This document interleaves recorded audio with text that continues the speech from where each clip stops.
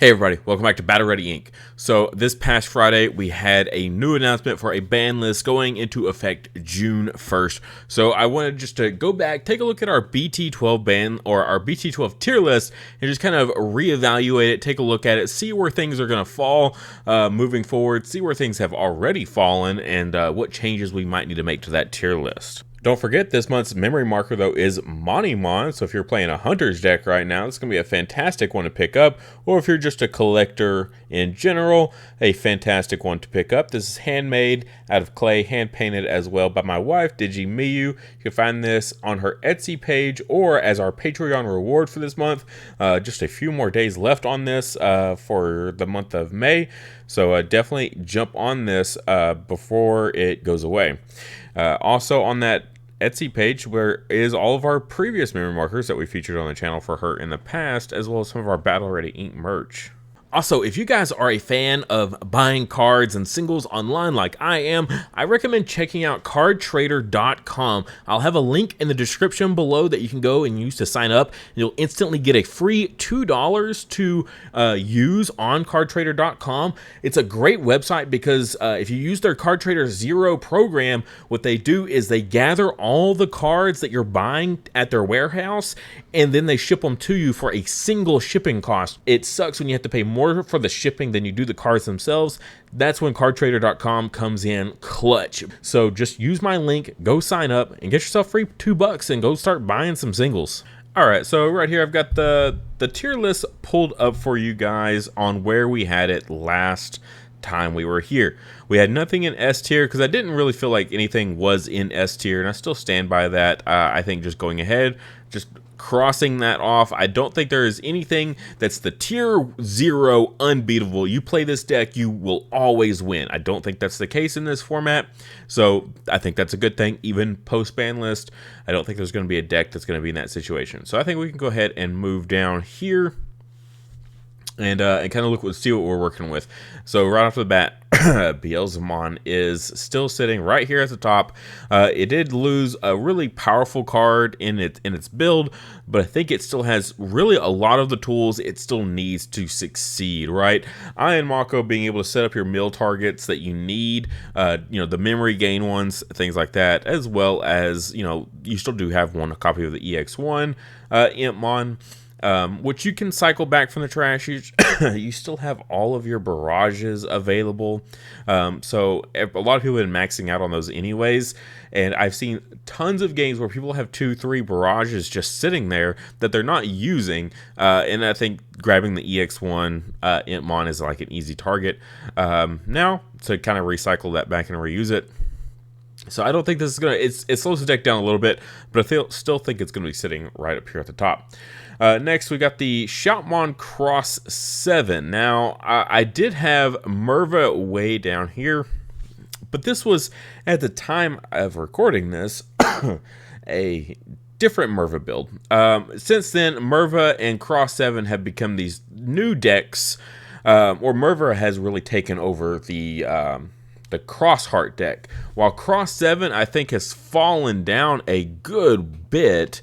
I still think it's really, really strong. At its core, the Crossheart decks are just like, hey, I get to play out all this stuff for free and attack a whole bunch of times. I don't lose any resources. I get to play new stuff that can rush. They're still super strong. The Merva build just kind of a little bit busted in a way. I think this deck is definitely, the Merva cross deck is super strong. I've played it myself, and yeah, when you just get a pop off, I mean, that's it, game over. As well as, I need to set up a wall of defense. Yeah, sure, no problem. Let me just slam down this Merva, get out two other pieces. Now I've got 3 different blocking, Digimon that I've got available. Really strong. Strong deck, super strong. Grandis. Oh, Grandis. Okay, so not only does it not really end up in A tier after all, it ended up being more like a rogue.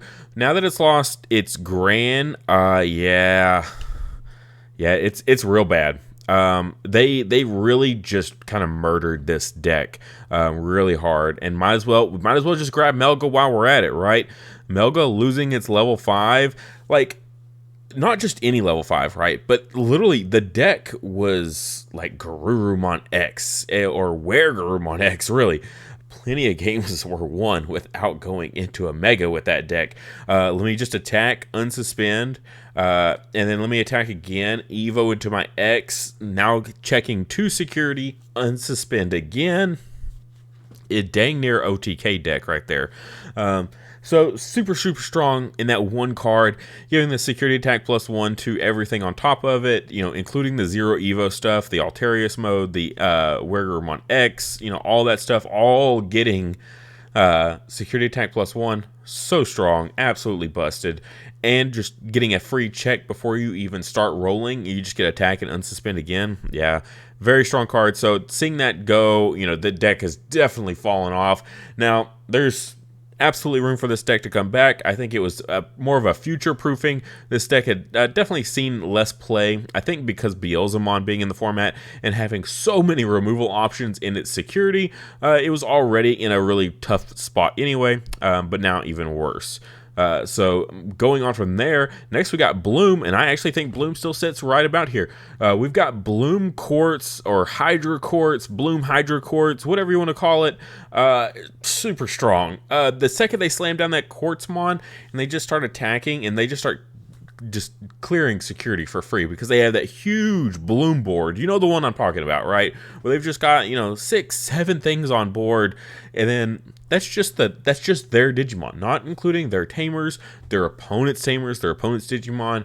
Like Quartzmon, super strong, and being able to just throw it in here, absolutely devastating. Really strong deck. So I think it absolutely right up here with the rest of these guys. Now next I've got Gallantmon sitting here, but I would say this is more of just for the image purposes. This is Black Wargreymon X, right? You've got Black Wargreymon, you got Gallantmon, you got Black Wargreymon X. Those are like your 3 megas that you're always playing the balancing act of ratios with. Usually you're always running at least one of all of them, and then it's a matter of how many more beyond the one of you want to run. I think it's still super strong, absolutely. Good counter to Beelzemon. As long as Beelzemon doesn't pop off too fast for you, you're in a really good position with this deck. Being able to block everything they throw at you, their removal options, you can just continuously, prevent them from being deleted. Very strong deck. I think it's a great counter to a lot of this stuff up here. So yeah, I have no problem leaving it pretty high up here. Gallantmon, I guess this was a fever dream I had whenever I put this up here. It was supposedly a pretty strong counter to Beelzemon. The problem is, it just relies on seeing so much, and it's so slow of getting there. You have to have, your Takados in play. You have to be able to get into the stack. You have to have your stack survive somehow.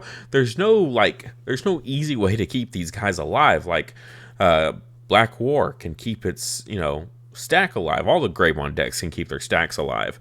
Bloom can just remake a new stack because they've got 1 million bodies on field to just start up a whole new stack again. Not a big deal for them.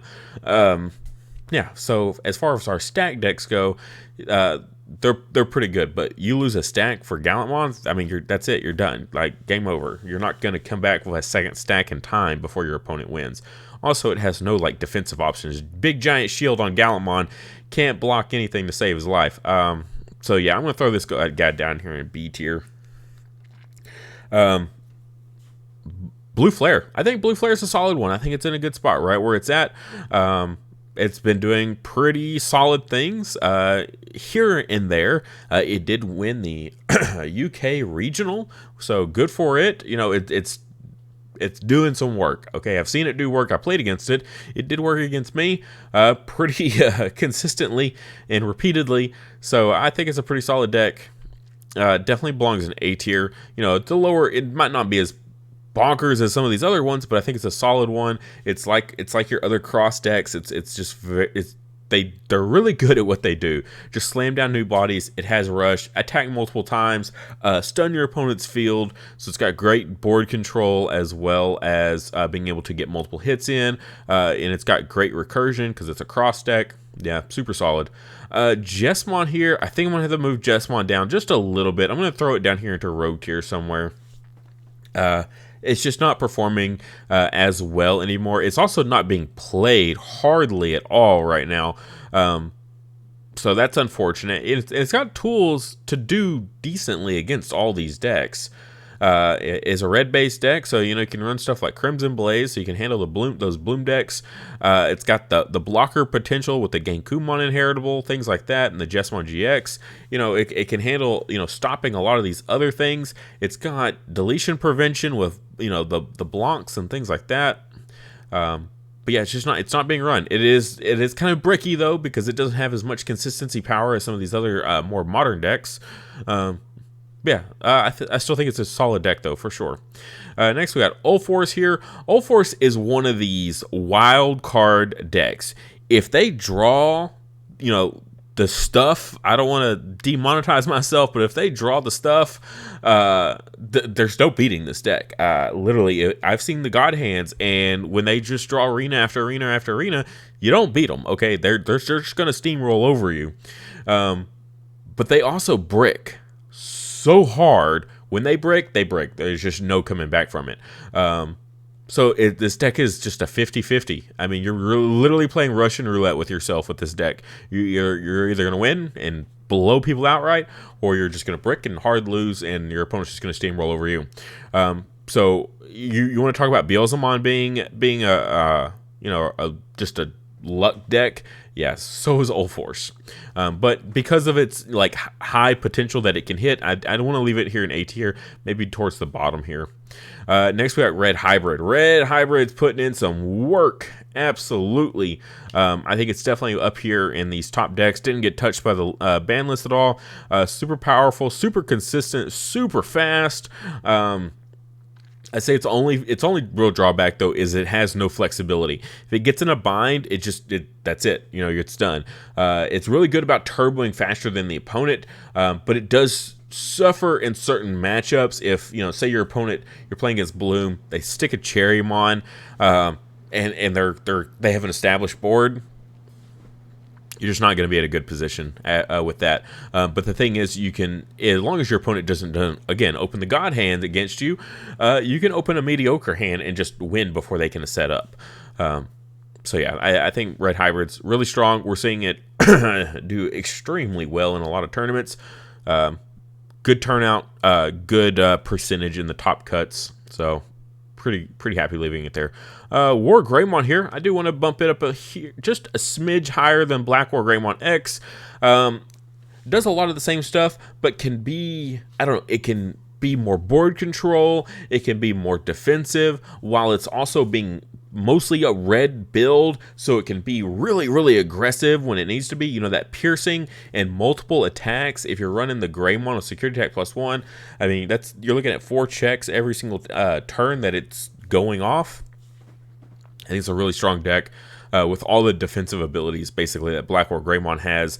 The only difference is Black Wargreymon, if they're running Black Wargreymon, they can actually pop Tamers, which is really strong.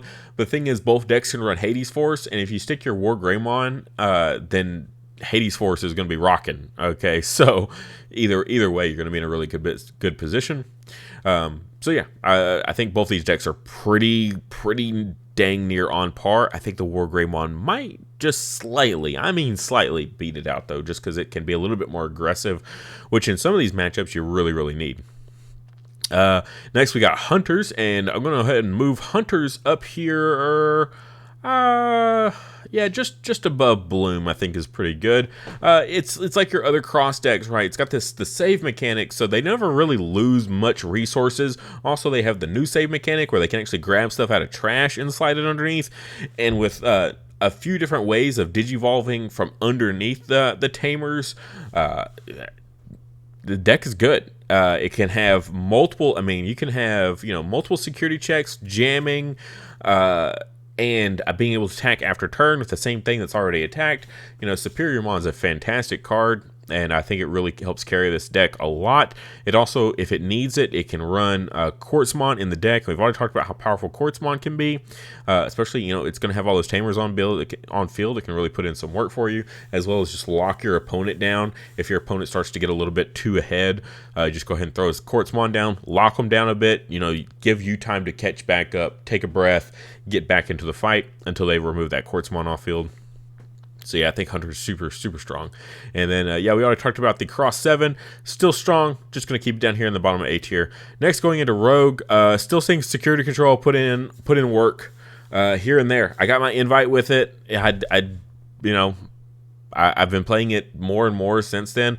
We continuously see it topping.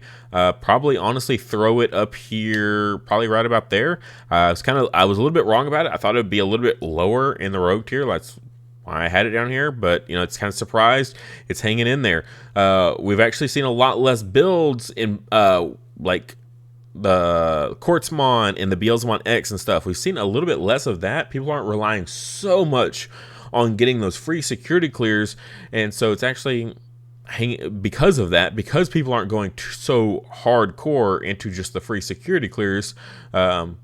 Security Control is still being able to do some work, as well as it's got great recovery. As long as you can keep the recovery going, I literally, it's so sad, and I feel really scummy about it. But like when we got our invite, the deck I was building was like, it's just like recoveries. Like I won 90% of my games because my opponent decked themselves out. So yeah. It's just got the recovery that it can. Most of the modern decks here are so fast, and because they're so fast, they have such an insane draw power and consistency power that they just deck themselves because they expect to win super fast because of all their consistency. But when you hit the clear through 15 plus security in one game, you're just going to run out of cards in your deck. Dark Knightmon, I think it's still in a pretty solid position here. Again, this is Rogue tier. I think a lot of this stuff kind of makes sense where it's at. Examon here, when it pops off, and it's really hard to deal with. But a lot of these decks can outpace it, where it's not going to really matter for them. Some of the stuff can just dodge it entirely, like you can go Red Hybrid or Merva, like things that happen after or at the beginning of the main phase where Examon really shines. A lot of stuff doesn't even technically need to pop off until after that stage. So, yeah, just kind of awkward for them. Armor Rush, I think Armor Rush is actually in a great position right now. It's kind of similar to like these other Crossheart decks, right? Where you only are running basically level 4. It's kind of just like Red Hybrid as well. It's got Armor Purge, so it's got all this deletion dodging stuff that's going on here, and it can be extremely, extremely fast. I actually kind of want to throw it back up here into A tier. I feel pretty comfortable with that. I think it's slightly more consistent than Ulforce. Now, Ulforce, again, when it pops off, it absolutely decimates. But I think it's a solid A tier deck just because of that Armor Purge is in a really good position and used well. I think Armor Purge or Armor Rush can absolutely hang with A tier decks. Just no one's playing it. You don't see it being actually run right now, and I think that's probably just the only reason we haven't seen it perform is because literally nobody is running it. Also, we've got, Beelstar here with your musket decks. The issue with these is they can be really fast and really aggressive, but sometimes it takes time. It takes time to get that setup that you need. And some of these decks are just going to blow you out before you ever get there. Red Hybrid, Hunters, if Beelzemon pops off fast, absolutely. Merva, your cross decks, yeah. And then if Wargreymon or Black Wargreymon X gets established, you also lose that matchup as well, because then you can't get past them. You got a double blocker here with the Wargreymon, and then you got Black War that's going to be, doing whatever it's going to be doing. I think you're going to struggle there. And then the same thing with Security Control. You got a wall to get past. That's really difficult to do. So, I think Beelstar are just going to continue sitting here mid-rogue.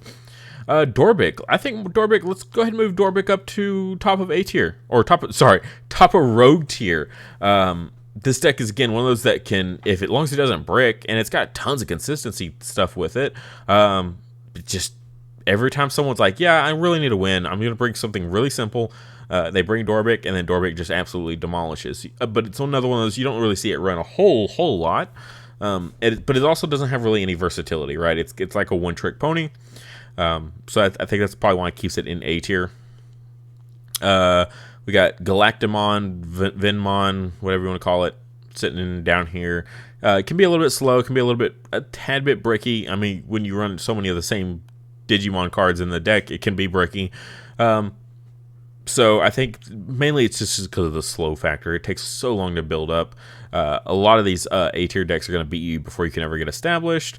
We've got the old Minerva Loop here, the purple dedicated Minerva deck. It's another one. When it pops off, I think it's really, really strong. We'll probably bump it up in here higher road tier. It as long as you see your pieces and you get the combos rolling, it's really, really good.